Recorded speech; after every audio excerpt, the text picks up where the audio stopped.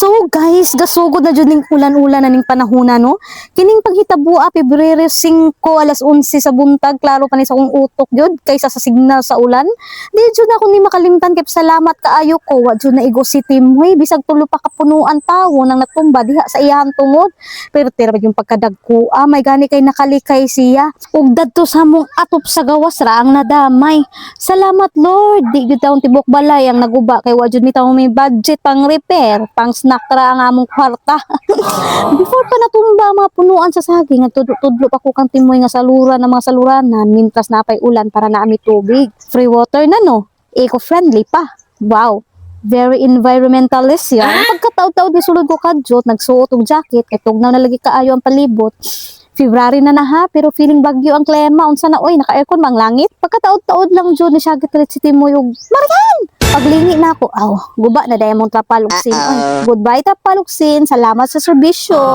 Pero wala na naman agi big deal kay at least safe ni tanan. Ang gamit, mapalit. Ang kinabuhi, di na ma-refund. Kay maulagi ulan-ulan, ni humok ang yuta. Kumpiyansa ka ayo miwa na mapulogi ang mga punuan. So, lesson learned, ayaw salig sa okay ra ni. Kay usahay, di jud okay. Tungod sa natumbang nga mga punuan sa saging, twist na to positive oy. Kay ato nga time, wa jud may sudanon.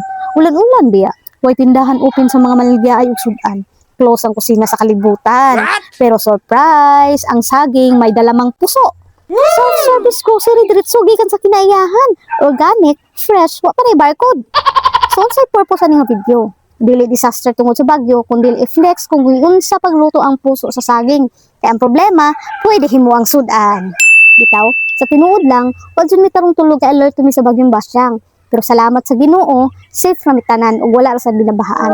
So balik ta sa pinaka-importante, ang puso sa saging nga mahimong bida. Main character siya karon sa kusina. Piti. Taran! Ipabukalan na namo ang puso sa saging for 15 minutes. Kaya ang puso sama sa kasakit. Dapat pakuluan una aron mawala ang tayo. Well, ingredient check. Paminaw mo ha, duha ka itlog, cornstarch, oil, aos, bombay, paminta na durog, asin. Pwede sa nimutang magic sarap, optional na ha, pero ang kagutom mandatory gid na. Isagol tanan ingredients.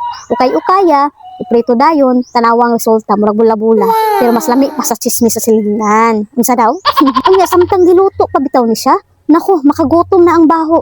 Unya pagkaon nimo, murag pure nga karne. Veggie siya, pero nanibawot ang lasa. Plot twist kaayo.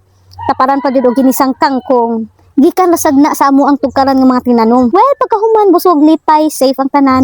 Story from Baguio to puso ng saging, from problema to pagkaon. Yum yum!